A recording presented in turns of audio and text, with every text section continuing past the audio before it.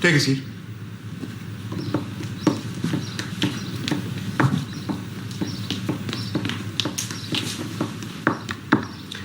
Is this your first job? Yes, Doctor. I'm going to ask you a few questions. Write them down. In English, please. Who was your father? Put that at the head of the page, and the reply immediately underneath for quick reference. I've no idea who my father was. I'd better be frank, Miss Barclay. I can't employ you if you're in any way miraculous. It'd be contrary to established practice. You did have a father. Oh, I'm sure I did. My mother was frugal in her habits, but she'd never economise unwisely. You had a father. Why can't you produce him? He deserted my mother many years ago. She was the victim of an unpleasant attack. Was she a nun? No, she was a chambermaid at the station hotel. Pass that large leather-bound volume, will you? I must check your story to safeguard my interests, you understand. Station hotel? Yes. Oh, yes, here we are. It's a building of small architectural merit, built for some unknown purpose at the turn of the century. It was converted into a hotel by public subscription. I stayed there myself once as a young man. It has a reputation for luxury, which baffles the most undemanding guests. Your story, in the main, appears to be correct. This admirable volume, of course, omits most of the details, which is only to be expected in a publication of wide general usage. Make a note to the effect that your father is missing. Say nothing of the circumstances. It might influence my final decision. Is your mother still alive? Or is she too unaccountably vanished? That is a trick question. Be careful. You could lose marks on your final scoring. I haven't seen my mother for many years. I was brought up by a Mrs. Barclay. She died recently. From what cause? An explosion due to a faulty gas main killed her outright and took the roof off the house. You applied for compensation? Just for the roof. There are no other victims of the disaster? Yes. A recently erected statue of Sir Winston Churchill was so badly injured that the George Medal has been talked of. Parts of the great man were actually found embedded in my stepmother. Which parts? I'm afraid I can't help you there. I was too upset to supervise the funeral arrangements, or indeed to identify the body. Surely the Churchill family did that. Yes, they were most kind. You had a unique experience. It's not everyone who's had their stepmother assassinated by the North Thames gas board. Can I get you an aspirin? No, thank you, sir. I don't want to start taking drugs. Your caution does you credit, my dear. Now, I have to ask a question which may cause you some embarrassment. Please remember that I'm a doctor. What is your shorthand speed? I can manage 20 words a minute with ease, sir. And your typing speed? I haven't mastered the keyboard. My money ran out, you see. Or perhaps you have other qualities which aren't immediately apparent. Lie on the couch. Why, Doctor? Oh, don't ask questions. That is the first lesson that a secretary must learn. Kindly remove your stockings. I wish to see what effect your stepmother's death had upon your legs. Isn't this rather unusual, Doctor? No fairness, Barclay. What I see upon the couch isn't a lovely and desirable woman. It's a sick mind in need of psychiatric treatment. The body is of no interest to a man of my stamp. A woman once threw herself at me. I needn't tell you this is spoken of in confidence. She was stark naked. She wished me to misbehave myself. And you know, all I was conscious of was that she had a malformed navel. That's how much notice I take of women's bodies. Please forgive me, Doctor. I wasn't meaning to suggest that your attentions were in any way improper. Yes, as I thought. You have a febrile condition of the calves. Oh, you were quite wise to have a checkup. Undress. I've never undressed in front of a man before. I shall take into account your inexperience in these matters. I couldn't allow a man to touch me while I was unclothed. I shall wear rubber gloves. How long would I have to remain undressed? Well, if your reactions are normal, you should be back on your feet in next to no time. I'd like another woman present. Is your wife available? Now, Mrs. Prentice is attending a more than usually lengthy meeting of her coven. She won't be back till this evening. I could wait until then. No, I haven't the patience, my dear. I have a natural tendency to rush things. I won't trouble you with the details of my private life until you're dressed. Kindly put your clothes on the chair, provided. I must ask you not to mention this examination to my wife. I'm not doing it on the health scheme, you see. She'd be sure to send you a bill, and that would be open to misunderstanding. What is Mrs. Prentice like, Doctor? I've heard so many stories about her. My wife is a nymphomaniac, consequently like the Holy Grail. She's ardently sought after by young men. I married her for her money, and upon discovering her to be penniless, I attempted to throttle her. She escaped my murderous fury, and I've had to live with her malice ever since. Poor Dr. Prentice. How trying it must be for you. I wish there was something I could do to cheer you up. Well, if it gives you any pleasure, my dear, you can test my new contraceptive device. I'd be delighted to help you. In any way I can, Doctor. Put your hands behind your head, lie on the couch, and think of the closing chapters of your favourite work of fiction. You may leave the rest to me. Who are you talking to? I must ask you not to enter my consulting room without warning. You're interrupting my studies. There's nobody here. Were you talking to yourself? I was dictating a message to Matron. She's worried by inability to control her bladder. Can urine be controlled by thinking of Tess of the d'Urberville? My theory is still at the planning stage. I'd rather not discuss it. Why have you returned? You know I can't endure the torment of being in your company. I arrived at my meeting to find the hall in an uproar. Helen Duncannon had declared herself to be in love with a man, and as you know, the club is primarily for lesbians. I myself am exempt from the rule because you count as a woman. We expelled Helen, and I spent the night at the station hotel. If you would care to check your baggage, madam, I'd like to return to my duties. Cast your eye across my luggage, would you? Half of it has already been stolen by the hotel staff. It's so difficult being a woman. I'm sure you're the best judge of that.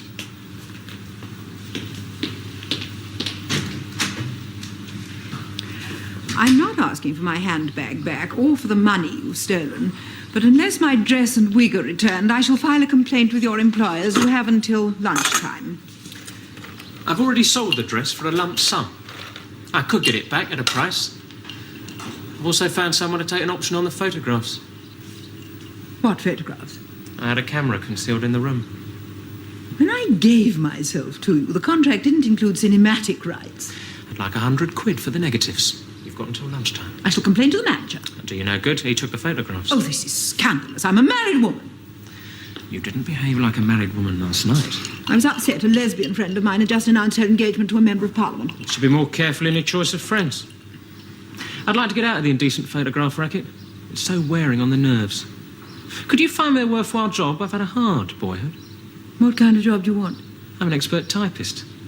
I'd like £100 for the photographs and the post of secretary to your husband. You put me in an impossible position. No position's impossible when you're young and healthy.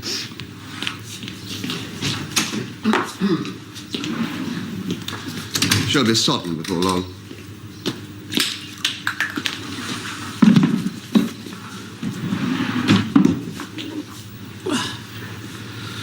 You have a family, sir? No, my wife said that breastfeeding would spoil her shape, though from what I remember, it would have been improved by a little nibbling. She's an example of inbreeding among the lobelia-growing classes. A failure in eugenics combined with a taste of alcohol and sexual intercourse makes it most undesirable for her to become a mother. I hardly ever have sexual intercourse. You'll bore me your legs apart. They'll send you to the grave in a Y-shaped coffin. My trouble stems from your inadequacy as a lover. It's embarrassing. You must have learnt your technique from a Christmas cracker.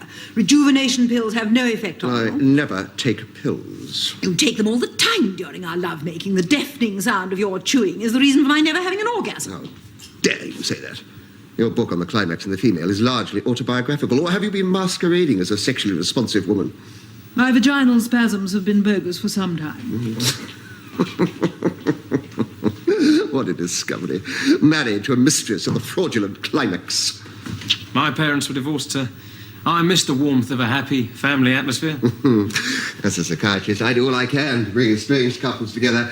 Do not hesitate to call on me if you're mentally disturbed.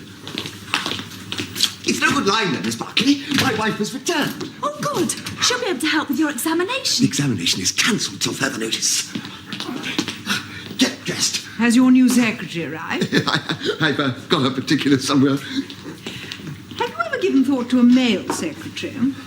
A man could never get used to the work. My father had a male secretary. My mother said he was much better than a woman. No, I couldn't ask a young man to do overtime and palm him off with a lipstick and a bottle of Yardley's. It'd be silk suits and Alfa Romeos if I as much as breathed on him. Try a boy for a change, or a rich man. You can afford the luxuries of life. What about Miss Barclay? I've already given her a preliminary interview. You must explain the altered circumstances.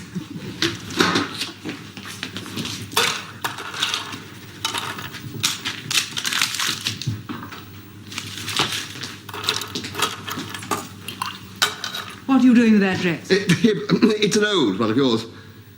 Have you taken up transvestism? I'd no idea our marriage teetered on the edge of fashion. Our marriage is like the peace of God. It passeth all understanding. Give me the dress.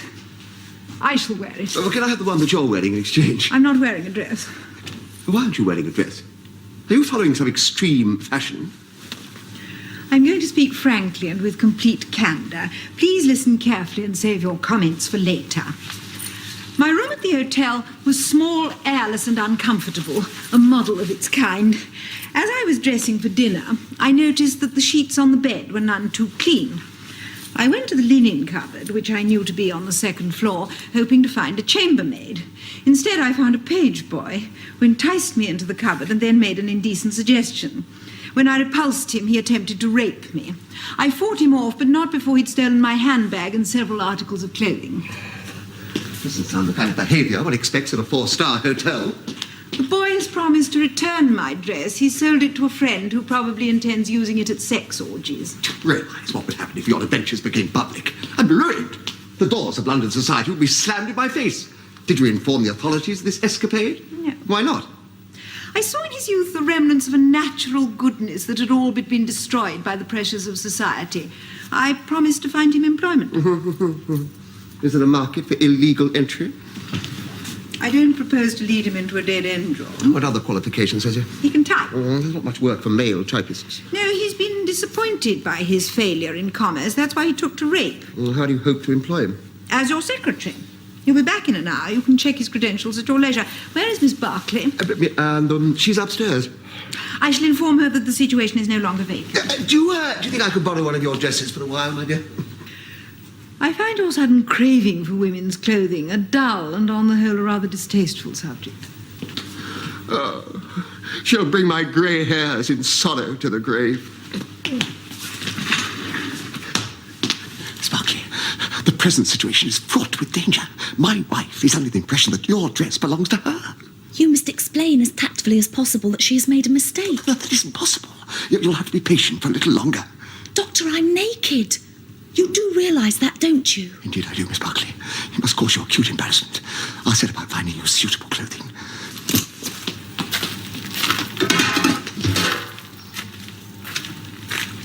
Good morning. Are you Dr. Prentice? Yes. Have you an appointment? No, I never make appointments. I'd like to be given details of your clinic. It's run, I understand, with the full knowledge and cooperation of the local hospital authorities. You specialize in the complete breakdown and its byproducts. Yes, but it's highly confidential. My files are never open to strangers. You may speak freely in front of me. I represent Her Majesty's government, your immediate superiors in madness. I'm from the commissioners. Which branch? The mental branch. Do you cover asylums proper or just houses of tentative madness? My brief is infinite. I'd have sway over a rabbit hutch if the inmates were mentally disturbed. Well, obviously you're a force to be reckoned with. I hope our relationship will be a pleasant one. Is this your consulting room? Yes. Why are there so many doors? Was the house designed by a lunatic? Yes, we have him here as a patient from time to time. The skylight, too. Is it functional? It's perfectly useless for anything, except to let light in. Is your couch regulation size? It looks big enough for two. I do double consultations. Toddlers are often terrified of doctors. I've taken to examining their mothers at the same time. Has the theory received much publicity? I don't approve of scientists who publicise their theories. I must say I agree with you. I wish that more scientists would keep their ideas to themselves.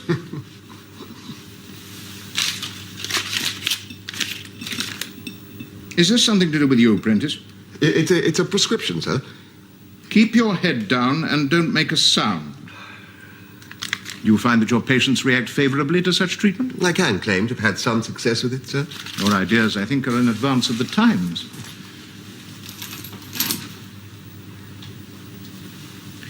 There's a naked woman behind there. She's a patient, sir. I just managed to calm her down when you arrived. You were attacked by a naked woman? Yes. Well, Prentice, I don't know whether to applaud your daring or envy you your luck. Let's take a glance at her.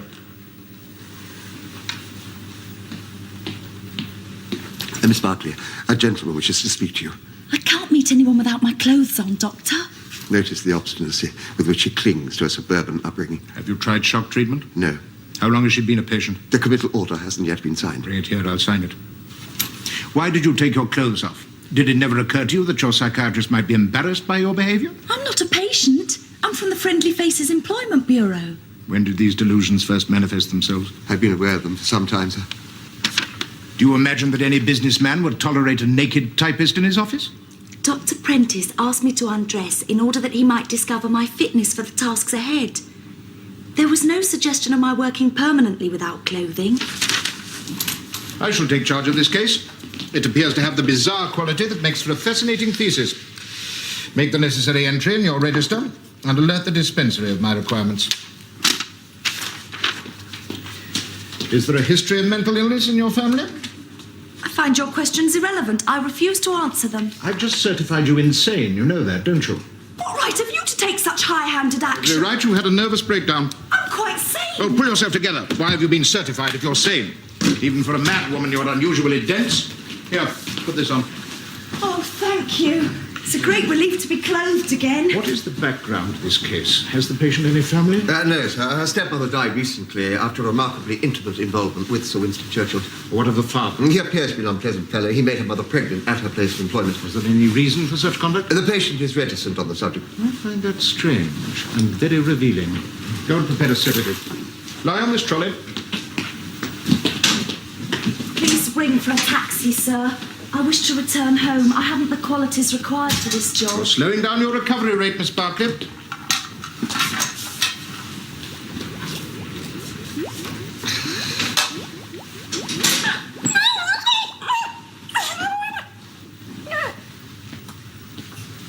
Tell him the truth, Doctor. I'm a fully qualified shorthand typist. Oh, this is intolerable. You're a disgrace to your profession. I shall ring the BMA after lunch. Accept your condition without tears and without abusing those placed in authority. Miss Barclay is nowhere to be found. She's under strong sedation and on no account to be disturbed. My wife is talking of my secretary, sir. She's been missing for some time. I'm Geraldine Barclay, looking for part-time secretarial work. I've been certified insane. Ignore these random reflections. They're an essential factor in the patient's condition.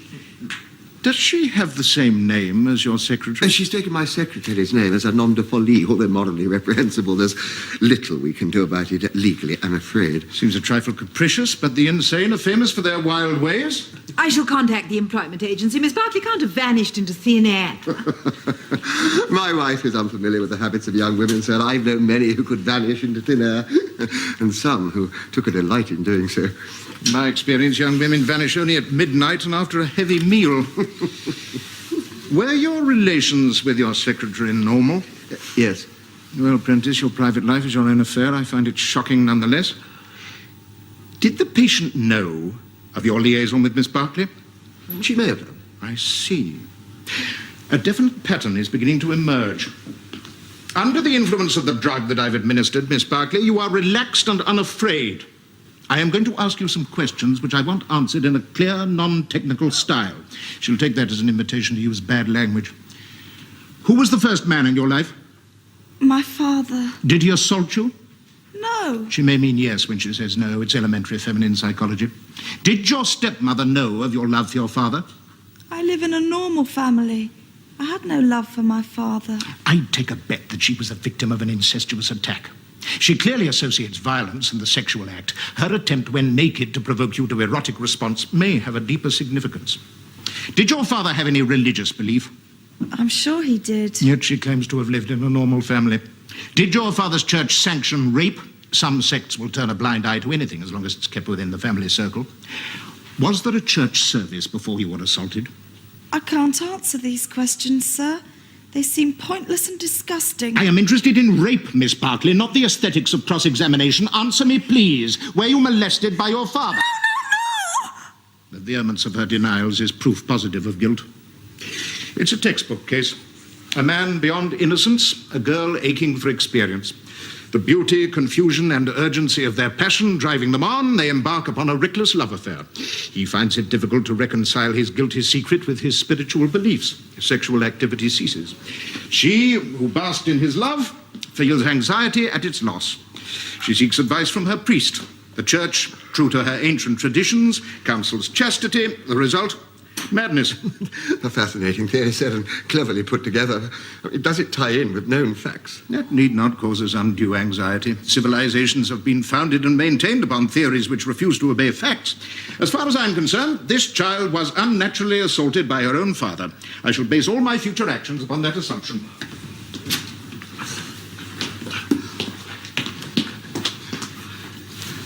Am I mad, Doctor? No. Are you mad? No. Is it the candid camera? There's a perfectly rational explanation for what is taking place. Keep calm. All will be well. It is also plain to the merest amateur apprentice that you resemble the patient's father. That is why she undressed herself. When I arrived on the scene, she was about to reenact that initial experience with her parent. The vexed question of motive is now clear. She was aware of the understanding that exists between you and your secretary. You represent her father. Her identification with Miss Barclay completes the picture. Maybe there's a simpler explanation for the apparent complexities of the case, sir. Simple explanations are for simple minds. I have no use for either. Stand aside. I shall supervise the cutting of the patient's hair.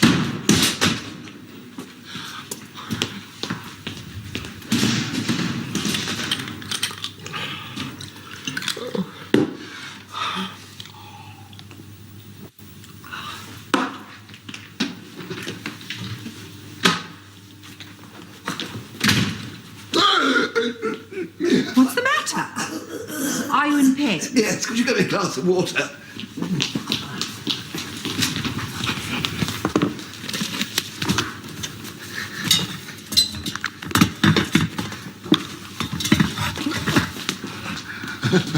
Put them back at once. Should I call a doctor? No, I'll be all right. Here, drink this. I wonder if you'd get me another glass. That one is quite the wrong shape. The wrong shape? Yes.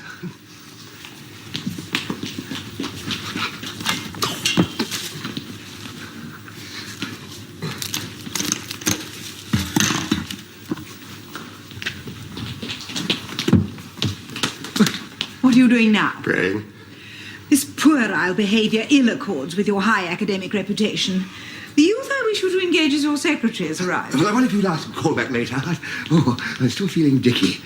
I'll see what he says. He's an impatient young man. Is that why he took to rape? Yes, he can't wait for anything. 2 decades spent fighting her and a receding hairline. I've just about had enough of both. You will have no trouble recognizing the patient, Prentice. I've clipped her hair to within an inch of the scalp. Was that wise, sir? I mean, is it in accord with the present enlightened approach to the mentally sick? Perfectly in accord. I've published a monograph on the subject. I wrote it at university on the advice of my tutor. A very remarkable man. Having failed to achieve madness himself, he took to teaching it to others. Were you his prize pupil? Oh, there were some more able than I. Where are they now? In mental institutions. Running them? For the most part. He insists upon punctuality. He'll give you 5 minutes. A prospective employer said it's useless to claim that socialism has had no effect. Is there no news of Miss Barclay? None. I've checked with the Employment Bureau. Their clients have strict instructions to ring them immediately after an interview. Miss Barclay has failed to do so. A search party must be organised. What have you in the way of A dogs? spaniel and a miniature poodle. Let them be unleashed. Miss Barclay must be found, or the authorities informed. I shall contact the warden. He has charge of the gate and will know whether she left the building. No, don't do that. Miss Barclay is quite safe. She's downstairs. I've just remembered. Why did you keep the fact from us? It may have slipped my memory. Have you suffered from lapses of memory before? I can't remember. Your memory plays you false even on the subject of its own inadequacy. I may have had a blackout. I don't recall having one on any other You occasion. might have forgotten. You admit your memory isn't reliable. I can only state what I know, sir. I can't be expected to remember things that I've forgotten. What is Miss Barclay doing downstairs? She's making white gollywogs for sale in colour prejudice trouble spots. You claim, Prentice, that you forgot your secretary was manufacturing these monstrosities? Yes. I can hardly credit it. Once seen, a white gollywog is not easily forgotten. What was the object in creating these nightmare creatures? I was hoping to promote racial harmony. These hellish white homuncules must be put out of their misery. I order you to destroy them before their baleful influence can make itself felt. I'll ask Miss Barclay to carry out your orders, sir. The man's a second Frankenstein. My husband is a strange person, Doctor. Is he a genius or merely a highly strung fool? I'd like to know him better before I venture an opinion. Have there been other schemes besides this gollywog scandal? His letters to the newspapers are legion. From his first letter, written at the age of 12, complaining of inaccurate information given to him by a German child whilst they were playing mothers and fathers. He speculates on the nature and extent of Nazi propaganda, to his latest letter published a month ago, where he calls gentlemen's lavatories the last stronghold of male privilege. Your husband's behavior gives me cause for grave disquiet. Are you yourself convinced that his methods can result in a lessening of tension between the sane and the insane? The purpose of my husband's clinic is not to cure, but to liberate and exploit madness. In this he appears to succeed only too well. Never have I seen matters conducted as they are in this house. Read that. Keep your head down and don't make a sound. What does it mean? Your husband is using dangerously unorthodox methods in his treatment of the insane. I hesitate to mention this, Doctor. I'm a wife, my loyalties are involved. But I must confess that only this morning, my husband announced his intention of using Thomas Hardy to cure a disorder of the bladder.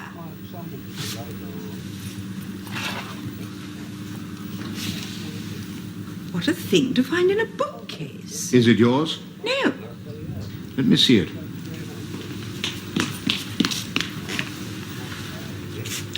I want you to be honest with me, Mrs. Prentice. Has Dr. Prentice at any time given you cause to doubt his own sanity? He's a respected member of his profession. His work in all fields has been praised by numerous colleagues. Radical thought comes easily to the lunatic. You're quite right. I've known for some time that all was not well. I tried to convince myself my fears were groundless. All the time I knew I was cheating myself. What first aroused your suspicions? Oh, I think his boorish attitude towards my mother. He used to ring her up and suggest painful ways of committing suicide.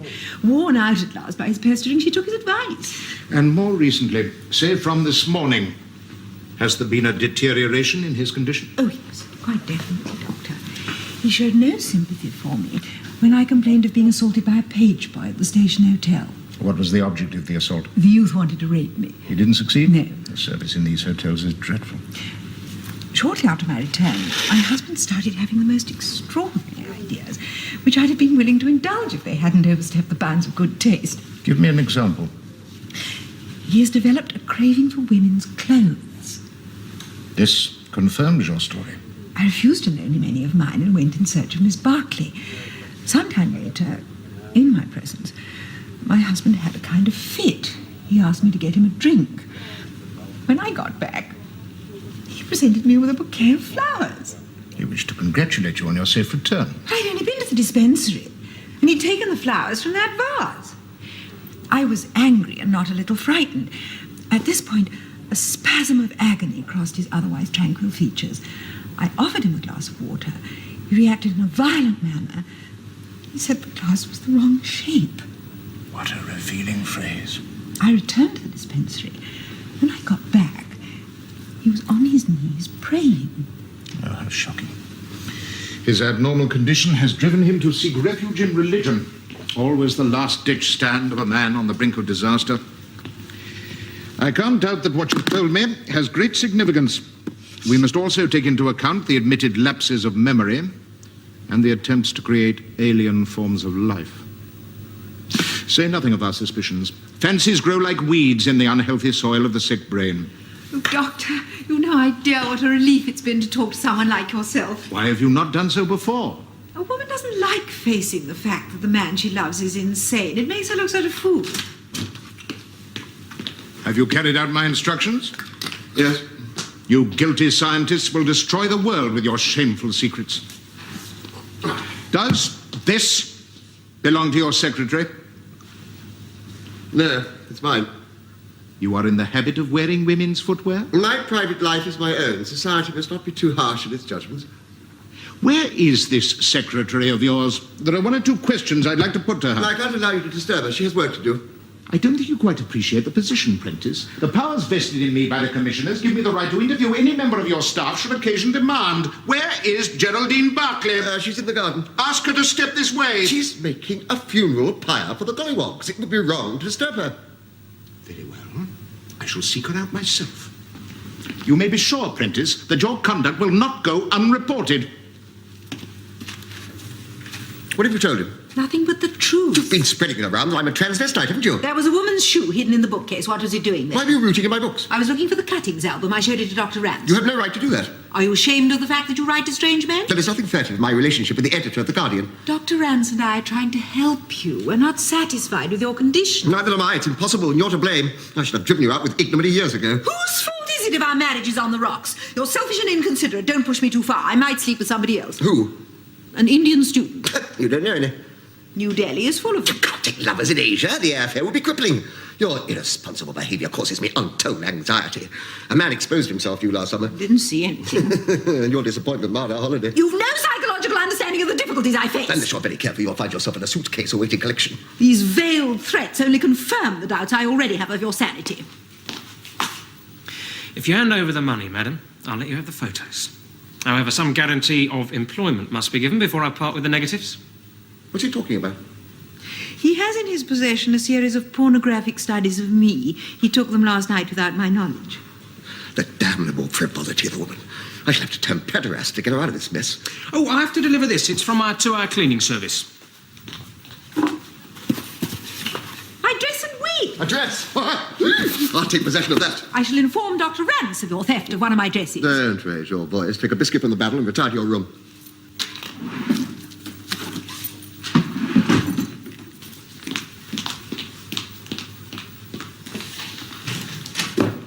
Sorry if my behaviour last night caused your wife some anxiety, sir, but I have a burning desire to sleep with every woman I meet. It's a filthy habit. In my opinion, very injurious to the health. It is, sir. My health's never been the same since I went off stamp collecting. We have an overall moral policy in this clinic from which even I am not exempt. Whilst you're with us, I shall expect you to show an interest in no one's sexual organs but your own. I miss a lot of fun that way. That is the whole object of the exercise. I can find no trace of your secretary. I might add, Prentice, that my patience is all but exhausted. She might be in the dispensary. Unless I discover her whereabouts in the next few minutes, you'll find yourself in serious trouble. A policeman is at the door. He wishes to speak to some member of the household. Ask him to step this way. Sir, they've come to arrest me. This paranoia is uncalled for. The officers probably called to ask for the hand of my cook in marriage. Wrong, sir. They'll give me 5 years if I'm caught. Why are you in danger of arrest? You can be quite frank with me. Well, sir, as your wife's already told you, last night I attempted to misbehave myself with her. I didn't succeed. I'm sure you didn't. Despite all appearances of the contrary, Mrs. Prentice is harder to get into than the reading room at the British Museum. Undeterred, I took the lift to the 3rd floor of the hotel where a party of schoolgirls were staying. Sir, what lonely and aimless lives they lead. Was there no mistress in attendance? She occupied a room across the corridor. Did you disturb her? No, and she'll never forgive me for it. It was she that reported the incident to the police. Oh, sir, don't turn me over to the law. I warn you, Prentice, unless you're prepared to cooperate in finding Miss Barclay, I shall call upon you to account for her disappearance. If you're unable to do so, the police must be informed. Have you given thought to my predicament? No, I'm obsessed by my own. We'll be sharing the same cell at this rate. No. Take your clothes off. Are you going to mess me about, sir? Certainly not. Is that what usually happens when men ask you to take your clothes off? Yes, they give me £1/4. £1/4? Oh, good gracious, the rate hasn't changed in 30 years. What can the unions be thinking of? Oh, come on, strip.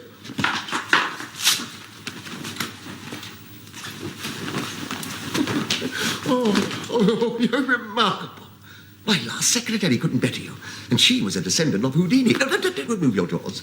My medical training has familiarised me with what is underneath.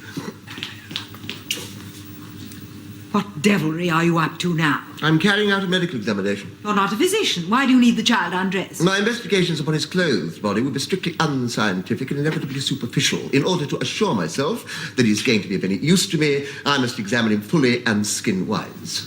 You ogre. Never in my whole life have I heard anything so lame and stupid. This folly will get you struck off the register. Come with me, dear. You mustn't be left with this man. What do we do now, sir? If the law comes, I can't even run for it. I have an idea. I want you to impersonate my secretary. Her name is Geraldine Barclay. It will solve all our problems if you agree to my request. It is of particular importance to convince Dr. Rance that you are a woman. You should encounter no real difficulties there. He's an elderly man. I don't suppose he's checked with the original recently. After the meeting, plead illness, leave the house, and I'll be waiting with your own clothes. The operation completed, you'll be given a sum of money and a ticket to any destination you choose. If you run into any trouble, I shall deny all knowledge of you. Dress in there. Officer, kindly step this way. I'm sorry to have kept you waiting. Shoes, sir. Shoes. One moment.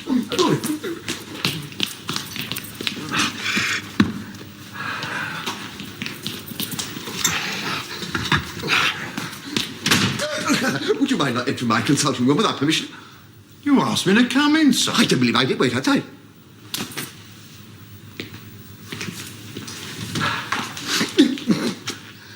Why do you keep giving me flowers? I'm very fond of you, my dear. Your actions grow wilder with every passing moment. Why were you rude to the policeman? He barged in without as much as by your leave. You asked him to come in. Had you forgotten? No, my memory isn't what it was. Tell him I'll see him now.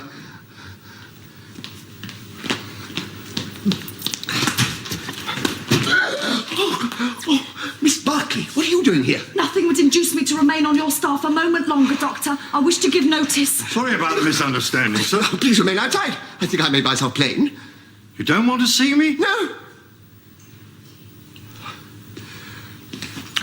Your disclosures could ruin me. Give me a chance to get us out of this mess. You must put matters right by telling the truth. Hide behind there. Nothing unpleasant will happen to you. I give you my word as a gentleman. We must tell the truth. That is a thoroughly defeatist attitude. At least give me back my clothes. I feel naked without them.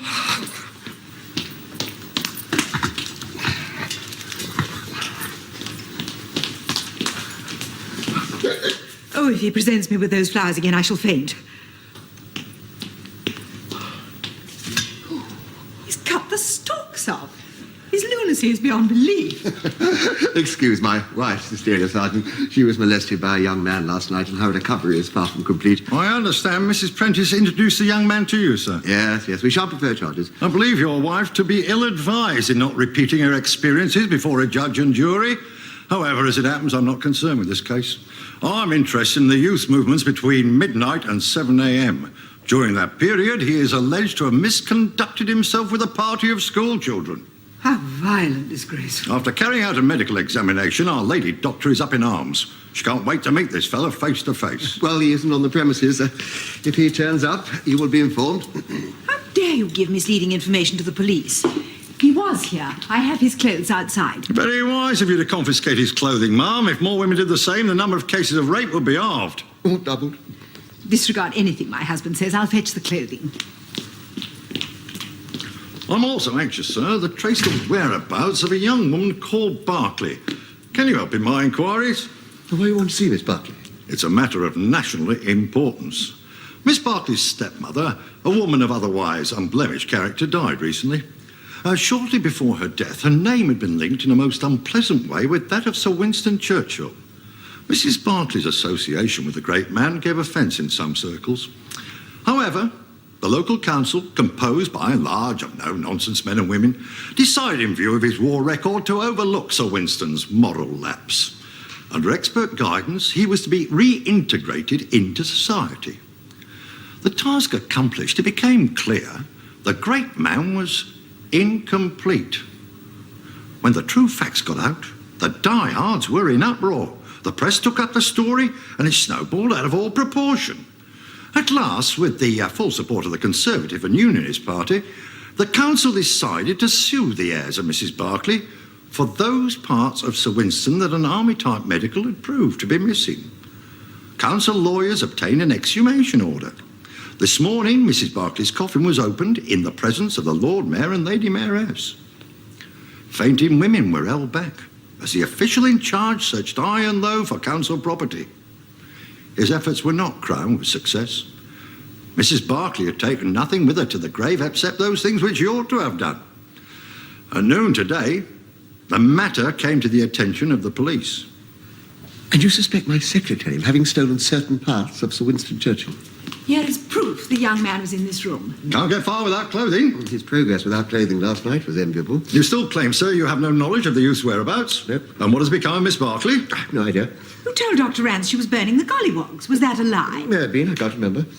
You must talk to Dr. Rance, Sergeant. He may be able to account for my husband's unusual behaviour pattern. Where will the doctor be? In the garden. Please tell him his specialised knowledge is urgently required. Now, darling, you've clearly lost the capacity to remember fresh items of information, to solve unaccustomed problems, and to remain orientated. Don't let this worry you.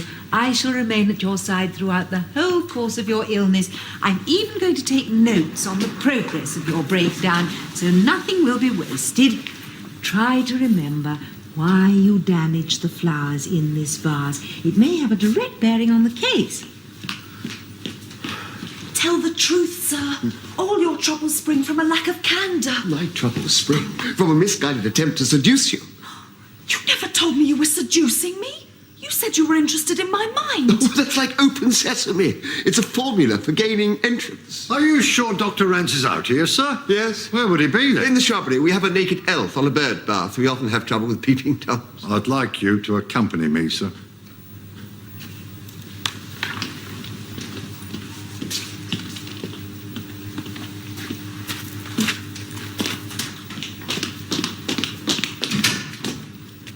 Are you Geraldine Barclay?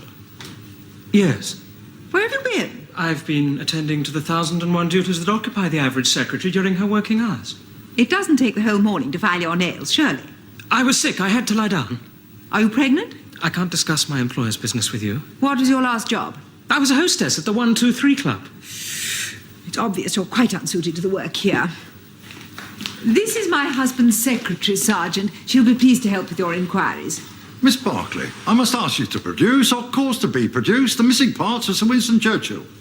What do they look like? You're claiming ignorance of the shape and structure of the objects sought. I'm in the dark. You handle them only at night. We shall draw our own conclusions. I am not the kind of girl to be mixed up in that sort of thing. I'm an ex-member of the Brownies. Are you concealing unlawful property about your person? No. I'll have to call medical evidence to prove your story, miss. You must be thoroughly looked into. I'm a qualified doctor. Only women are permitted to examine female suspects. But doesn't that breed discontent in the force? Amongst the single men, there's a certain amount of bitterness. Married men who are familiar with the country are glad to be let off extra map reading. I'll examine Miss Barclay. That will solve the problem. Thank you. I accept your kind offer. Take the young lady into the dispensary and get her to submit to a medical examination. Prentice, the patient has escaped. Sound the alarm. How long has the patient been gone, sir? Only a few minutes. Any steps you feel may be necessary to recover your patient may be taken, sir.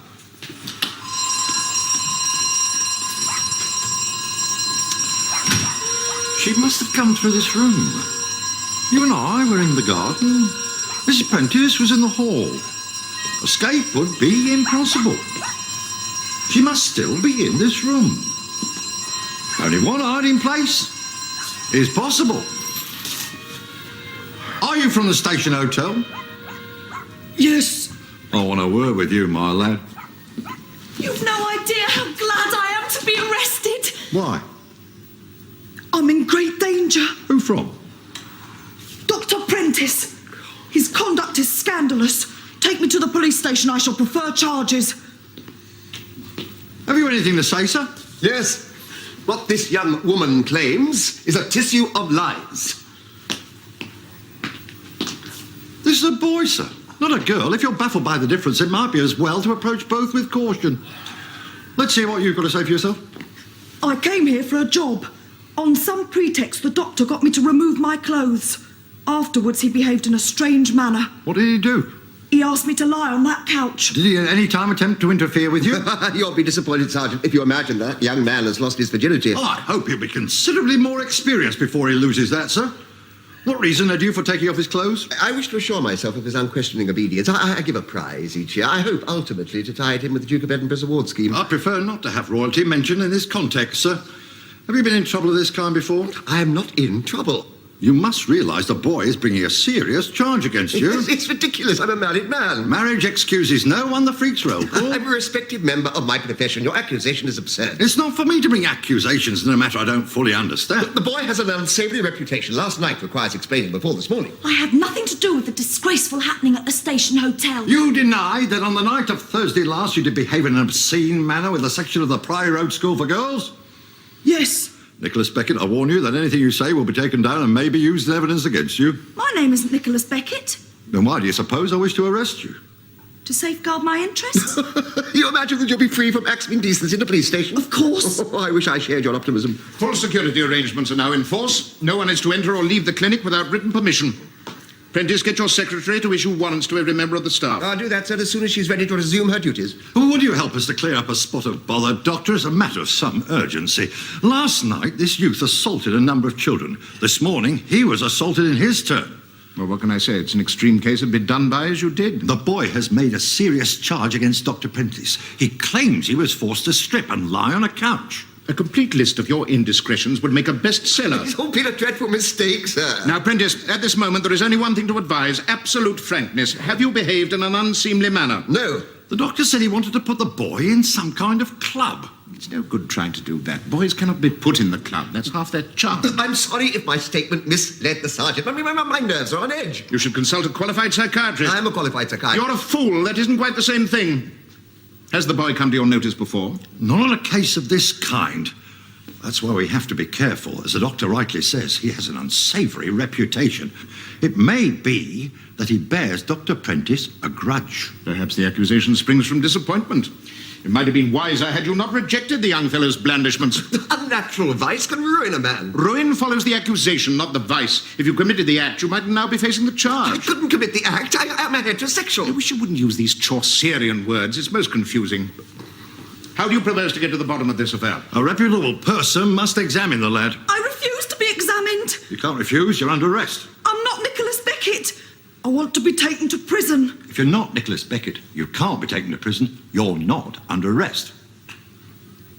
I am Nicholas Beckett. Then you're under arrest and you will submit to a medical examination. And I shall conduct it. The mind of the victim of this kind of assault has to be considered equally with the body. I haven't been assaulted. Well, then why make such a foul accusation? I didn't accuse anyone. The sergeant made the accusation. Has Dr. Prentice assaulted you too? Is it policemen or young boys that you're after? At your age, it's high time you came to a decision. Wait outside. I shall examine this boy and make my report. Afterwards, I'll take a look at you. And me? Yes, we can't be too careful. Isn't that a bit unusual, sir? You're in a madhouse. Unusual behaviour is the order of the day. Only for patients. We've no privileged class here. It's democratic lunacy we practice. Take your clothes off, Sonny. Lie on the couch. What are we to do now? I can't undress. He'd spot the deception at once. Keep calm. The situation, though desperate, is by no means lost. I shouldn't have behaved as I did, sir. I wasn't harmed. You enjoyed the experience? Would you enjoy normal intercourse? No, I might get pregnant. Or be the cause of pregnancy in others. He's just given away a vital piece of information. Do you think of yourself as a girl? No, Why not? I'm a boy. Do you have the evidence about you? I must be a boy. I like girls. I don't quite follow the reasoning there. Many men imagine that a preference for women is ipso facto a proof of virility. Someone should really write a book on these folk myths. Take your trousers down. I'll tell you which sex you belong to. I'd rather not know. You wish to remain in ignorance? Yes. I can't encourage you in such a self-indulgent attitude. You must face facts like the rest of us. You're forcing the boy to undergo a repetition of a traumatic experience. He might go insane. Well, he's in a mental home. He couldn't choose a more appropriate place. Undress. My time is valuable. I can't go on, Doctor. I must tell the truth. I'm not a boy. I'm a girl. Excellent. A confession at last. He wishes to believe he's a girl in order to minimize the feelings of guilt following homosexual intercourse. I pretended to be a boy. I did it to help Dr. Prentice. How does it help a man if a girl pretends to be a boy? Wives are angry if they find their husbands have undressed and seduced a girl. But boys are fair game? I doubt if your very personal view of society would go unchallenged. Undress me then, Doctor. Do whatever you like, only prove that I'm a girl. If he's going to carry on like this, he's going to have to be strapped down. Would you take a look at Miss Barclay, Doctor? She refuses to undress in front of a woman. How about in front of a man? I haven't sounded her on the subject. Perhaps I might tempt her. I'll give it a try. She may be a nymphomaniac. If this lad becomes foul-mouthed, keep him on the boil till I return. I'll go through the garden, Doctor. I can get a taxi home. That isn't possible. Strict security precautions are in operation until the patient is recaptured. When she is recaptured, can I go? No. Why not? Because you're the patient. Oh. Your secretary is standing on a table fighting off any attempt to undress her. She seems incapable of conducting herself in a proper manner. She's never given me any cause for complaint, sir. Well, you expect a secretary to misbehave herself. It's a condition of employment. Do you realize the woman uses a razor? I find nothing remarkable in that. Mrs. Prentice has occasion sometimes to remove unwanted hair. From her chin? There are two sexes. The unpalatable truth must be faced. Your attempts at a merger can end only in heartbreak. Miss Barclay's calmer now, Doctor. I've given her a sedative. What an absorbing picture of the mind in decay. Oh, Miss Barclay's no more ill than I am. Your condition's worse than hers. I can't accept that. No madman ever accepts madness. Only the sane do that. Were you present when Dr. Prentice used this youth unnaturally? What is unnatural? How disturbing the questions of the mad can be. Suppose I made an indecent suggestion to you. If you agreed, something might take place which by and large would be regarded as natural. If, on the other hand, I approached this child, my actions could result only in a gross violation of the order of things. Has my husband misbehaved with that boy? It's impossible to tell with any degree of accuracy. He refuses to cooperate with a medical examination. What happened to the other boy? Which boy? The one you undressed? This is the boy he undressed. No, he undressed the boy who made a nuisance of himself to me. Isn't this the same one? No. There's another boy? He was being interviewed for a secretarial post. My husband made him undress. How long have you been a pervert? I'm not a pervert. How would you describe a man who mauls young boys, importunes policemen, and lives on terms of intimacy with a woman who shaves twice a day? I'd say the man was a pervert. I'm glad you're beginning to face the realities of the situation. Who are you if you are not Nicholas Beckett? His name is Gerald Barclay. Is he this young woman's brother? No. What has happened then to Nicholas Beckett? He left an hour ago to resume his duties at the station hotel. He couldn't have done. I took his uniform. He'd been naked. What one hears at the station hotel, the uniform is optional. I hope we haven't lost another one. We'll be alone with our miracle drugs if many more go. Find out if the boys return to the hotel. Prepare the necessary papers. I'm certifying these two. Can't you do something about him, sir? He's off his head. I am a representative of order, you of chaos. Unless that fact is faced, I cannot hope to cure you. Make out the committal orders for me to sign. I can't agree to such drastic action. We have no evidence of insanity. I am relieving you of your post as head of this clinic. From now on, you will do as I say. I resent your handling this affair, sir. I shall make my views known to the commissioners. I doubt whether the views of a madman would carry very much weight with the commissioner. I'm not mad. He only looks that way. Your actions today would get the Archbishop of Canterbury declared non-compass. I'm not the Archbishop of Canterbury. No, that will come at a later stage. Your interpretation of my behaviour is misplaced and erroneous. If anyone borders on lunacy, it's you, yourself. Bearing in mind your abnormality, that is a normal reaction. The sane appear as strange to the mad as the mad to the sane. Remain where you are. I shall give you a capsule. Twice declared insane in one day. And they said I'd be working for a cheerful, well-spoken crowd. Why is he wearing my uniform? He's not a boy. She's a girl. Why is she wearing my shoes? She's not a girl. He's a boy. If I live to be 90, I'll never again attempt sexual intercourse. If we change clothes, we could get things back to normal. Well, then we'd have to account for the disappearance of the page boy and my secretary. But they don't exist. When people who don't exist disappear, the account of their departure must be convincing. Is a sergeant corruptible? No. I must have his uniform. Why? To arrest myself. I've lived too long among the mad to know what sanity is. Once I'm arrested, we can write me off. Some glib pretext to get her out of the way, and then we can change clothes. Oh, the dangers of the cure may outweigh the disease. Take two of these. What are they? Dangerous drugs intended to relieve your pathologically elevated mood. Be careful not to exceed the stated dose. Get a grip on yourself, young woman, and release those objects for which the police of 5 counties are searching. I'm putting this youth in a padded cell. Rampant hermaphroditism must be discouraged. Oh, I'm glad my parents are dead! This would have killed them! I'll get the sergeant to undress. I'm suspected of the offence. I might as well commit it. Can you give him a shot of something, sir, to damp him down? Yes, a mild tranquilizer wouldn't harm him, I suppose. You'll find a box of antidepressants in my desk. Sergeant, kindly step this way. You wish to speak to me, Doctor? Yes, undress and lie on the couch. Well, I haven't been interfered with. Never mind about that. Strip down to your underwear. If you make any attempt to arouse me, Doctor, I shall call for help. It's easy to see why you've never been interfered with. You place too many obstacles in the way.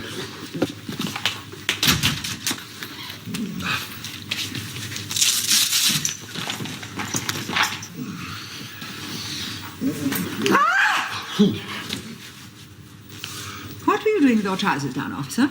The doctor was about to examine me. Why? He has reason to suppose I had a nasty experience a short time ago. What kind of experience? He was meddled with. By whom? Me. Then why are you examining him? Find out whether his story's true. Don't you know? No, I didn't feel a thing. Where is Dr. Rance? He's certifying the page boy. He's putting him in a padded cell. I must speak to him. Things are getting out of control. Now, remove your trousers, Sergeant, and we'll continue. I'd like you to swallow some of these. They're quite harmless. You can take as many as you like. Now lie on the couch and concentrate on the closing chapters of your favourite work of fiction. You'll find a little summer house in the garden. You won't be disturbed in there.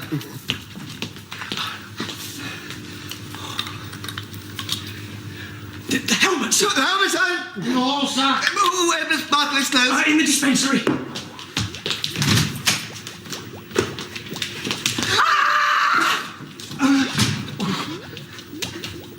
Oh, this place is like a madhouse.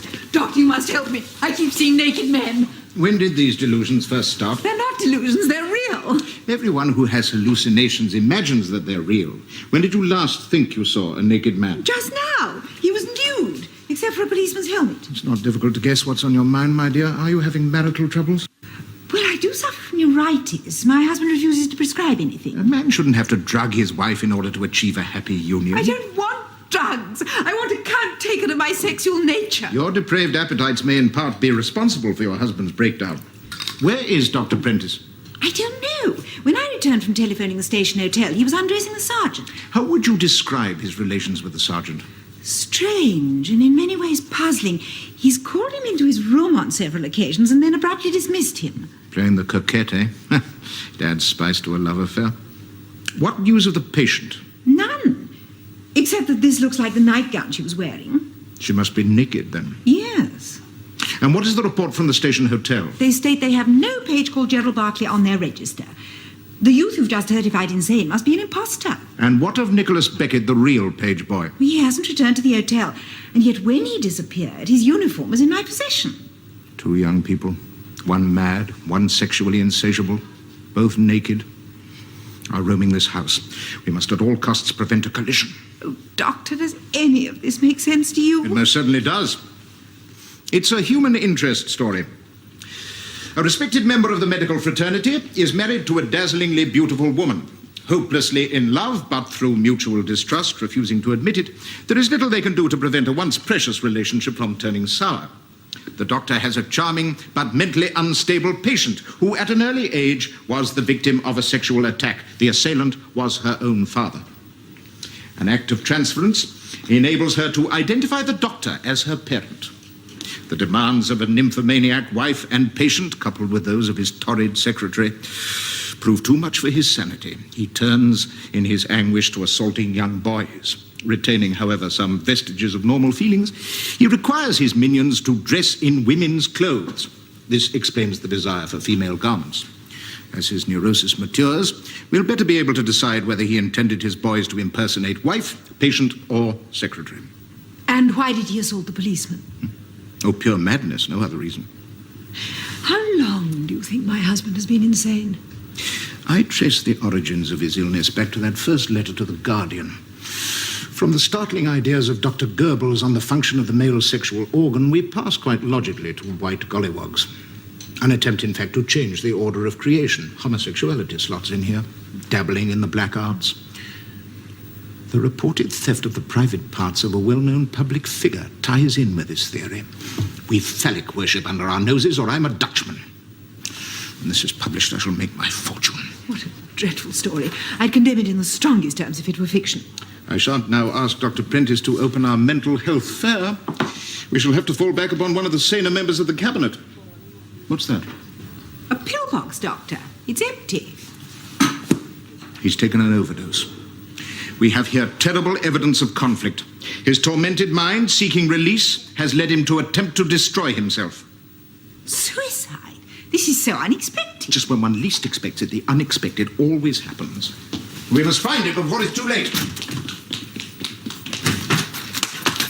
Miss Barclay's hanging from the window of the padded cell, Doctor. Where can one hide? A woman's dressed in a doctor's consulting room. Oh, my God! I've poisoned him. He's frozen, sir. It's the effect of the drug. We find the same process at work in corpses. Get some clothes on him, dump him outside. Let him sleep it off. How do I explain the presence in my garden of the drugged body of a police sergeant? You're guilty. You don't have to explain. Only the innocent do that. If this gets out, I'll end up selling matches. Someone has stolen the sergeant's helmet from the hall table. Do you suppose it could be my husband? Possibly. His behaviour is so ridiculous, one might almost suspect him of being sane. What is it, my dear? You seem to express rather more emotion than is necessary at the mention of a policeman's helmet. I've just seen my husband dragging a woman into the shrubbery. Was she struggling? No. Then a new and frightening possibility presents itself. The drugs in this box may have been used not for suicide, but for murder. Your husband has made away with his secretary. Isn't that a little melodramatic, Doctor? Lunatics are melodramatic. The subtleties of drama are wasted on them. The ugly shadow of Antichrist stalks this house. Having discovered her father-lover in Dr. Prentice, the patient replaces him in a psychological reshuffle by that archetypal father figure, the devil himself. Everything is now clear. The final chapters of my book are knitting together. Incest, buggery, outrageous women, strange love cults catering to depraved appetites, all the fashionable bric-a-brac. My unbiased account of the case of the infamous sex killer Prentice will make society finally aware of the growing menace of pornography. You have under your roof, my dear, one of the most remarkable lunatics of all time. As a transvestite, fetishist, bisexual murderer, Dr. Prentice displays considerable deviation overlap. We must institute a search for the corpse. We might get necrophilia, too, as a kind of bonus.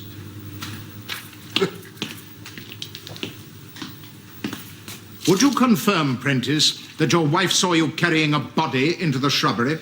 Yes, I have an explanation for my conduct. I am not interested in your explanations. I can provide my own. Where is your secretary? I've given her the sack. He's killed her and wrapped her body in a sack. The word association is very clear. I haven't killed anyone. The person my wife saw wasn't dead. They were asleep. He hopes for a resurrection. There's a link here with primitive religion. Why have you turned your back upon the God of your fathers? I'm a rationalist. You can't be a rationalist in an irrational world. It isn't rational. Was it your intention to wear these for autoerotic excitement? No, I'm a perfectly normal man. His belief in normality is quite abnormal. Was the girl killed before or after you took her clothes off? She wasn't a girl. He was a man. He was wearing a dress. He was a man for all that. Women wear dresses, Prentice, not men. I won't be party to the wanton destruction of a fine old tradition. Did you change clothes with your victim before it died? Nobody died. The person you saw was a policeman who'd taken an overdose of narcotics. Why was he dressed as a woman? He was naked when I found him. A dress was readily to hand. Where were his own clothes? A boy had stolen them. The time has come to call a halt to this Greco-Roman hallucination. Is there a straitjacket in the house? Modern methods of treatment have rendered the straitjacket obsolete. I am well aware of that. We still use them nonetheless. Do you have one in your possession? Well, the porter has a few. We can take no chances with your husband in his present condition. Is this another of your plots to undermine my reputation for sound judgment?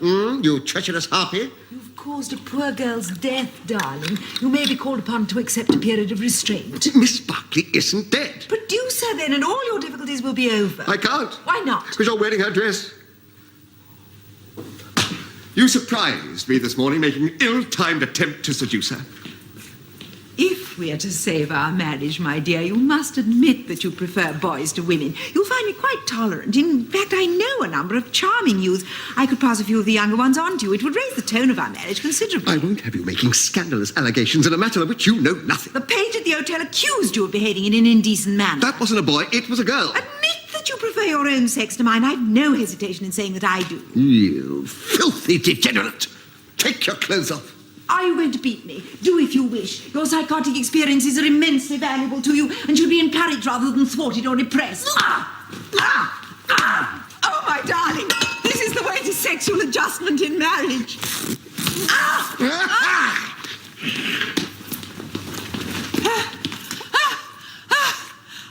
Oh, Doctor.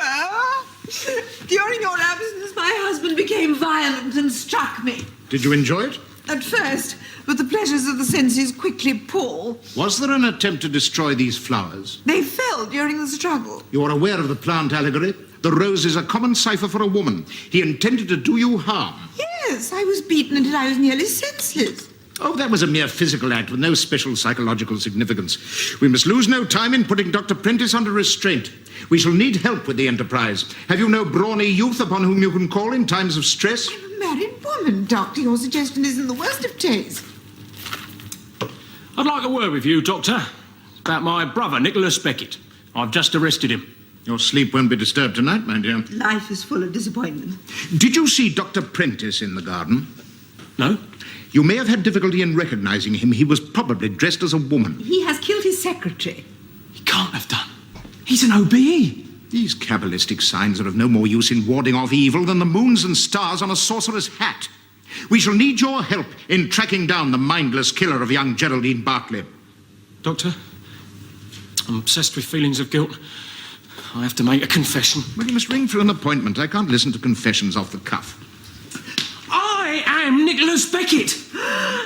I have no right to wear this uniform. I did it at the doctor's request, never imagining I was unwittingly assisting a psychopath. Then you have no brother? No. I am a page boy employed at the station hotel.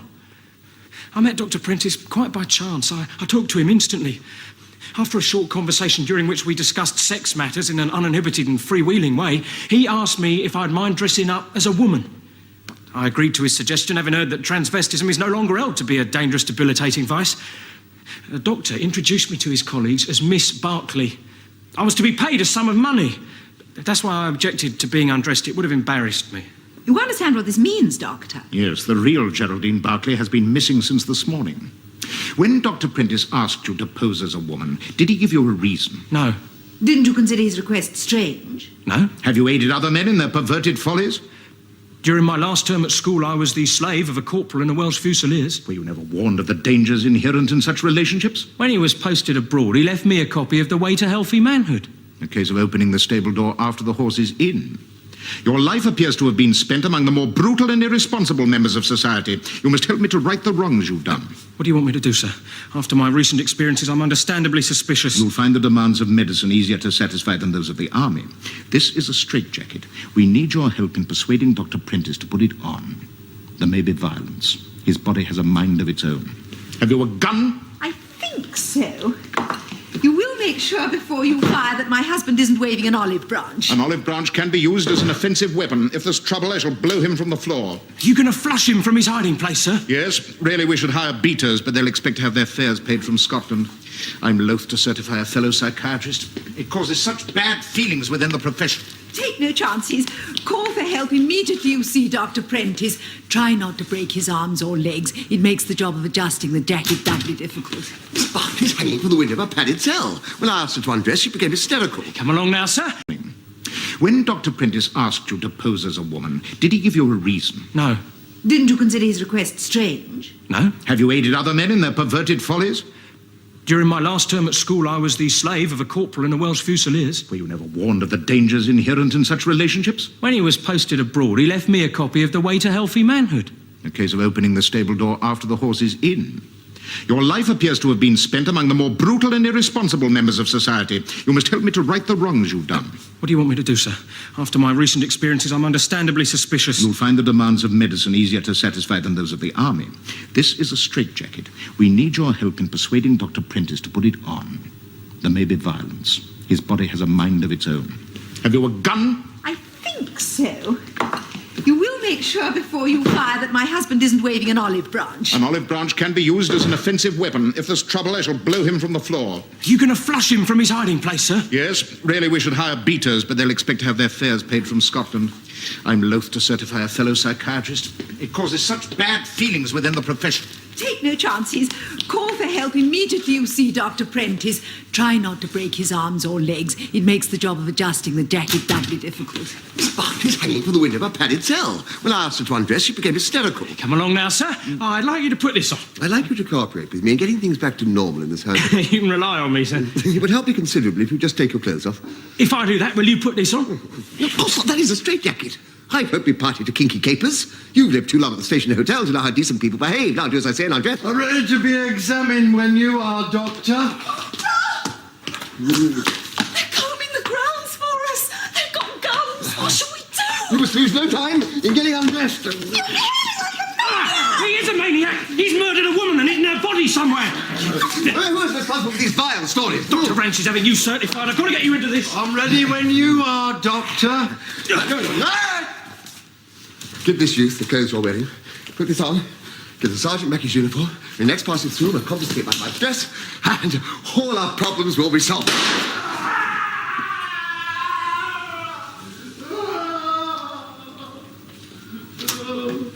I was on the lavatory when this man appeared and fired a gun at me. I'd like your opinion as to the extent of the damage. Come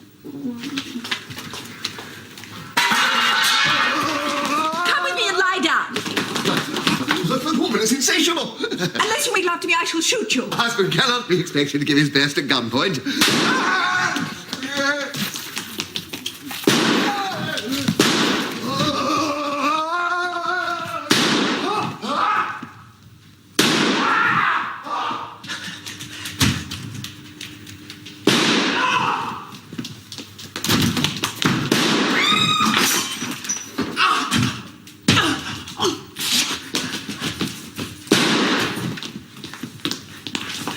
Oh, Doctor, the world is full of naked men running in all directions. Where do you keep your tranquilizers? There. Take some.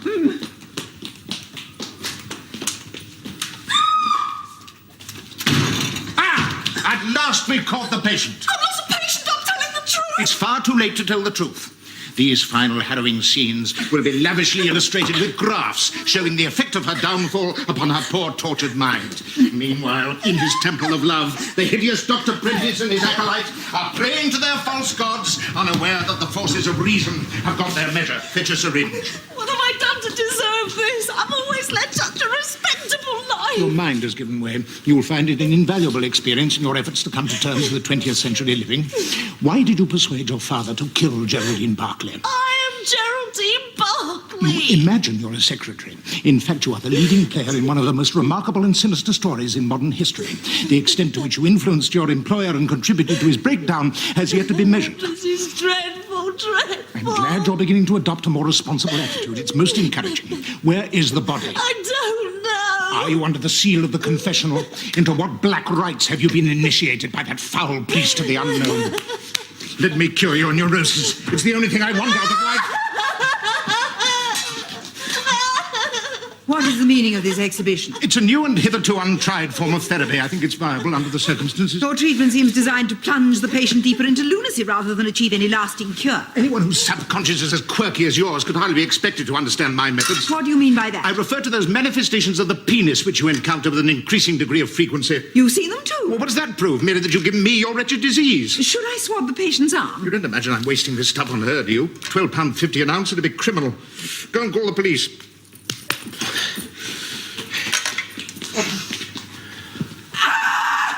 There's a policeman outside naked and covered in blood.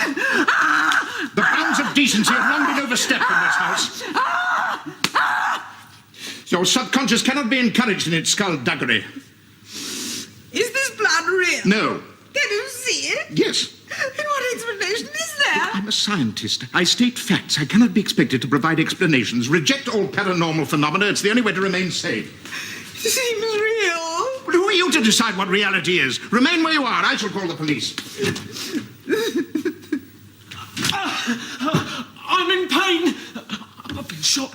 Call a doctor. Oh, I'm losing my mind.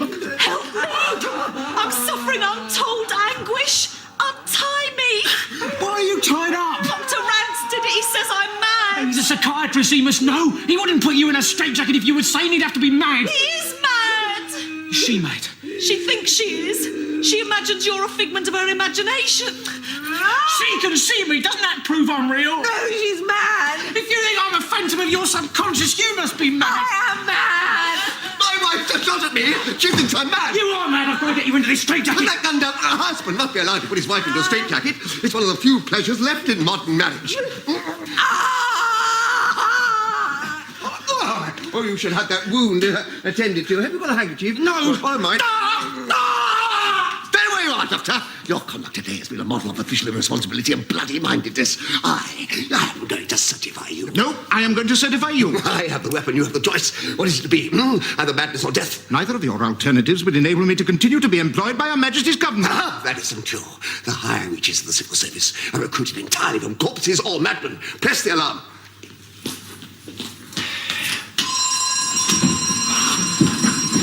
We overloaded the circuit! Run, trap!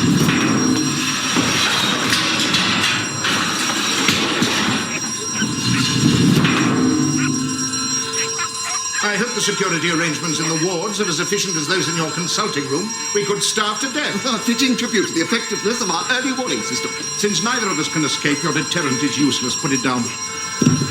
Ha-ha!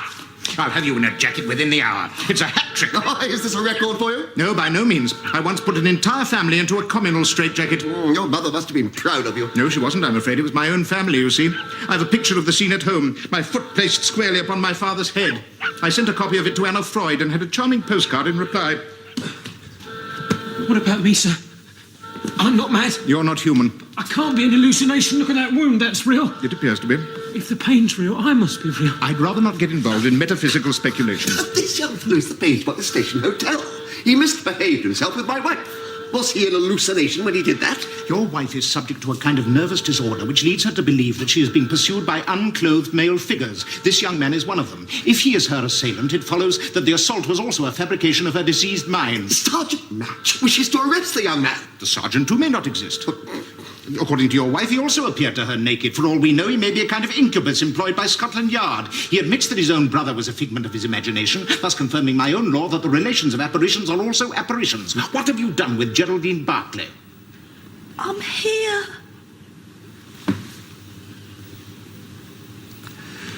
The story you're about to hear concerns solely with the heart. The mind and its mysteries could not have been further from my thoughts when, early this morning, I persuaded that young woman to take her clothes off. Mrs. Prentice mistook my dress for her own, and by an oversight, you mistook me for a patient. Dr. Prentice asked me to keep quiet in order to protect his good name. What could I do? I was terrified of exposure. You were naked at the time. Yes. Under duress, I agreed to help the doctor. I've never ceased reproaching myself. The whole day has been spent fighting to retain my self-respect. Really, sir? And your wife? I'd be willing to stake my professional reputation on the fact that this girl was the victim of an incestuous attack. I won't go back on my diagnosis. My publishers will sue me for loss of royalties. I'm sure my typing speed has been affected by what I've suffered today. And I wish to report the loss of my lucky elephant charm. Is this the piece of jewellery to which you refer? Yes. It has great sentimental value. I've got a brooch like that. Here, you see? They make a pair. Let me see those pieces of jewellery.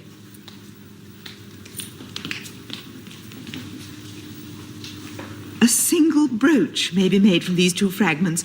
Oh, my heart is beating like a wild thing. Two elephants carrying a richly engraved howdah, on which is seated a young and beautiful woman, perhaps a princess of the royal line. Magnificent example of Oriental craftsmanship. How did you know that this was a single piece? It belonged to me once. Many years ago, when I was a young woman, I was raped in a linen cupboard at the station hotel. As the man left me, he pressed that brooch into my hands in part payment. And how did these children come to be in possession of the separate halves? I paid for my misdemeanor by conceiving twins. It was impossible for me to keep them. I was by then engaged to be married to a promising young psychiatrist. I decided to abandon them to their fate. I broke the brooch in half and pinned a separate piece to each babe. I then placed them at either end of the small country town in which I was resident. Some kind people must have brought the children up as their own. Oh, children, I am your mother. Can you ever forgive me for what I did? What kind of mother must you have been to stay alone at the station hotel?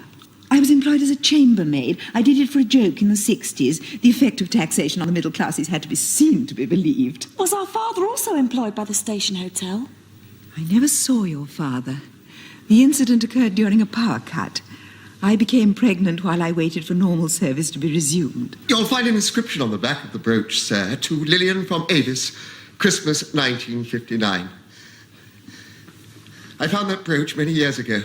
It was lying on the pavement outside a large department store. Who were Lillian and Avis? I've no idea. It fell from the column of Pekingese. Lillian and Avis may have been the creature's owners. I haven't seen it since I pressed it into the hands of a chambermaid, whom I debauched shortly before my marriage. Now I understand why you suggested that we spend our wedding night in a linen cupboard. I wish to recreate a moment that was very precious to me. If you had given in to my request, our marriage would never have foundered. From this time on, we'll never make love except in a linen cupboard. It's the least I can do after the years of suffering I've caused you. If you are this child's father, then she is the victim of an incestuous attack. My book can be written in good faith. And so am I, Doctor. My son has a collection of indecent photographs which prove beyond doubt that he made free with me in the same hotel, indeed in the same linen cupboard in which his conception took place. Oh, what joy this discovery brings me. Double incest is even more likely to produce a bestseller than murder, and that is as it should be, for love must produce greater joy. than violence.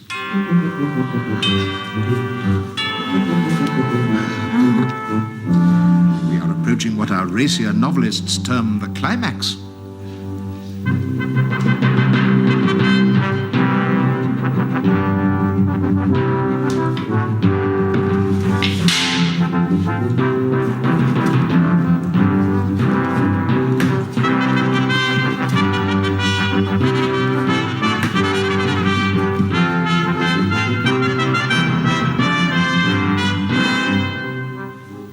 Will someone produce, or cause to be produced, the missing parts of Sir Winston Churchill? We have no knowledge of such things. I must ask for your cooperation in a matter of vital importance to this country. Who was the last person to see Mrs. Barclay dead? The Undertaker. And did he have no words of comfort for the only living descendant of a woman violated by the era of 1940? He handed me a box. What did it contain? I assumed it held the clothes my stepmother wore on the day of her death. I was going to deliver them to some poor and needy person. Where is the box?